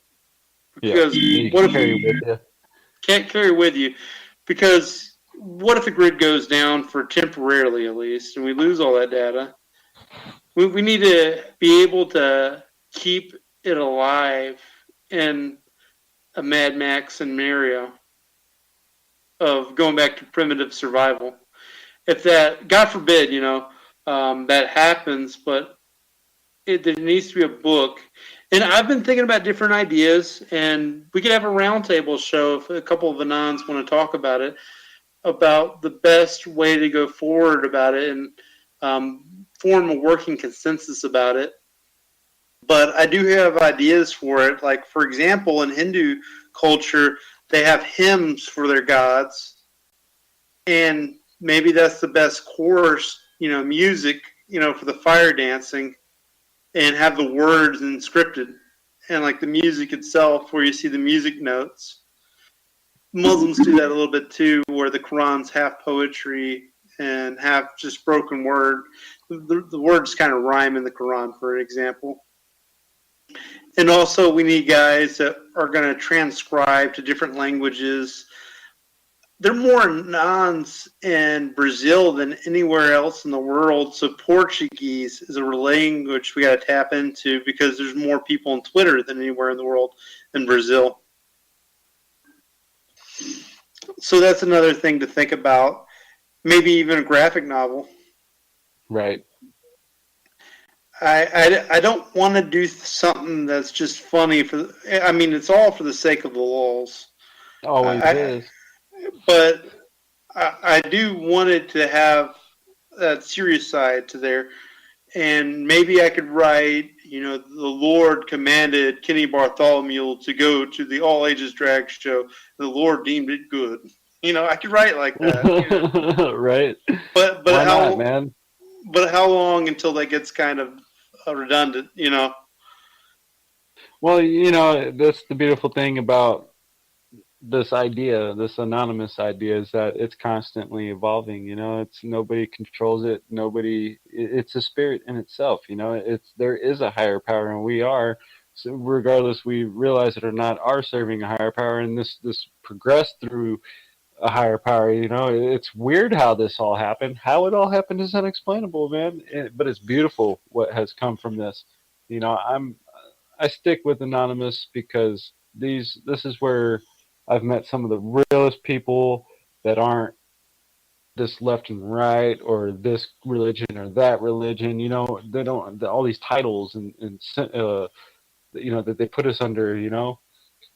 I like it. I like it. I like your idea. I think it could spawn something. You know, it may start as a lulz, Social but utopia. I mean, it all did. It all started as a lulz. Even this Area 51 thing, and look, now there's fucking 3 million people signed up, and there's hotels booked out all the way to Vegas for the 20th. What were we gonna say, Johnny? Oh, I didn't mean to interrupt. Oh, Yeah, you're good. social utopia. Yeah, Anonymous is more of a social utopia of sorts. The collective ideas, but nobody looks down upon one another. Unlike the Q community, as Rollie Quaid was asking me earlier, they see these communities popping up. But I believe as well, the Anonymous community has been around even before Q, and it was pretty liberal. It was pretty free-minded, really. Yeah. It's insane because now you're saying it's turning into something. I was unaware of this. How are you talking about this? This is interesting. Yeah, Anonymous was deemed liberal back in the 2000s, but what's become liberal has totally changed in 2019. Oh, yeah. Most definitely. Anything going against the establishment in the 2000s was liberal. Going against the 1%. Yeah. And I am a 99%er. I am a poor working person that's just trying to get by. And they are hoarding the wealth. They are. There's no way. They're part of the lucky sperm club to be rich, to be honest. You've heard about parents actually paying their kids to get into Harvard and going through it. Not just getting into it, but going through it. And they're a bunch of dumbasses that are hoarding this wealth. One of them was saying, I don't see why I need to go to college. I'm making so much money on Instagram. When that's broke. What service can you be on Instagram besides, whacking off material to jerks? Yeah, I don't know. I had one for a little bit. I opened up crap on every social platform just to try to push the message out there. And Instagram by far was probably the one I least used. It's boring. It's going to go back to face-to-face connection. Messages of people trying to, go to this link and check out my store and buy this crap. Or like you said, chicks on there or dudes on there all half naked and shit. It's like, okay, that's all this is about. Yeah, it's a base level of needs. It's sexual desire, which we all have. We're all hardwired to it. But there needs to be truth out there, and that's what makes us functional people. I mean, anytime I hear the truth, it makes me happy, and it has an altering effect to me in my biology to know the truth, but some people, it hurts them to hear truth, and it's an Orwellian society. The further you go away from truth in society, the more dictatorial it is. Mm-hmm. And the masses are completely dumb. There's the unconscious collective, and then there's the conscious collective. There's two different things. Jones will never draw that line for you. He'll never tell you that. Right. There's a difference between the two. And we need to awaken our electrical carrier pigeons and the swarm again and come back together and do something real. And face-to-face interaction's the best way to do it now, especially in this age of shadow banning. You guys got guys in the internet now in the back channels ready to go. I understand it, but there needs to be the bringing back of the art of the conversation with people and connecting on a real world level. And it gets depressing when people of your culture are people that you'll never meet in real life. You'll never know their real name or what they really look like, but you'll see them in some sort of backlog chat. And don't even know if they're really a woman. The first rule of the internet is assume everybody's a guy.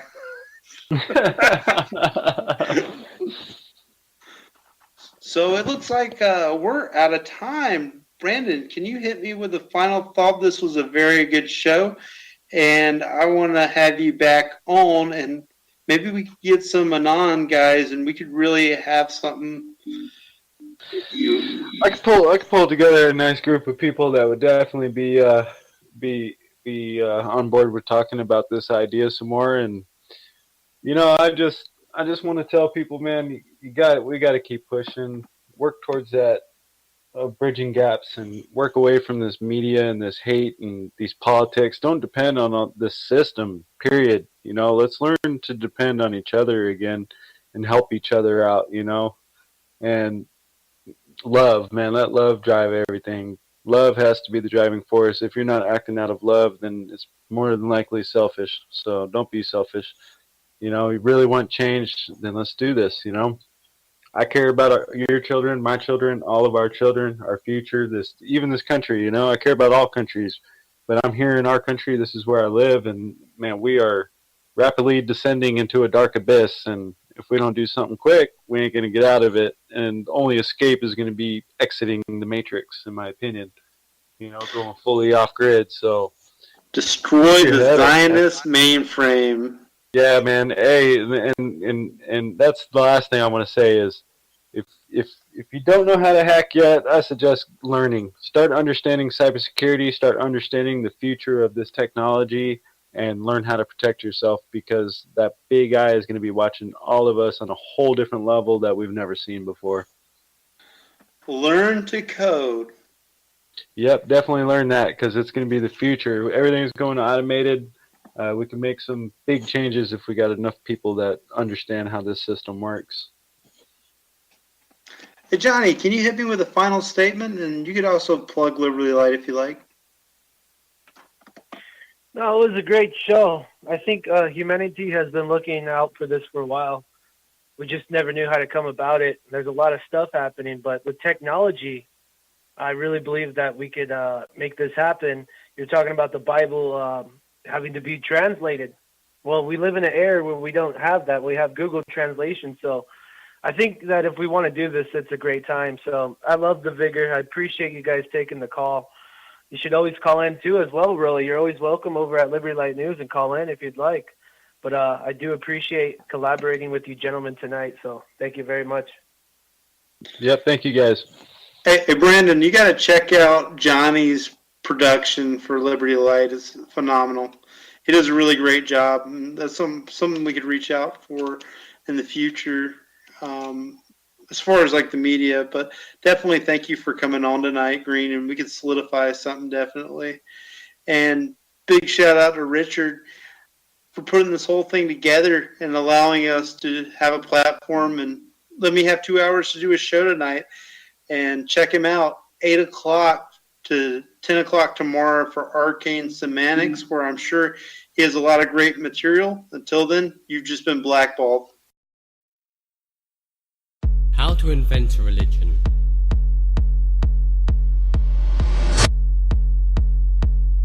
I always knew you had to be willing to die to even do this job. Can't stop it coming. Executive orders. The creation and the maintenance of a secret government within our government. Is something wrong? With what? With anything? I feel like you want to rip your face off. There's something wrong with anything. I was so spun. What's the most you ever lost an acquaintance? The law of the jungle, sir.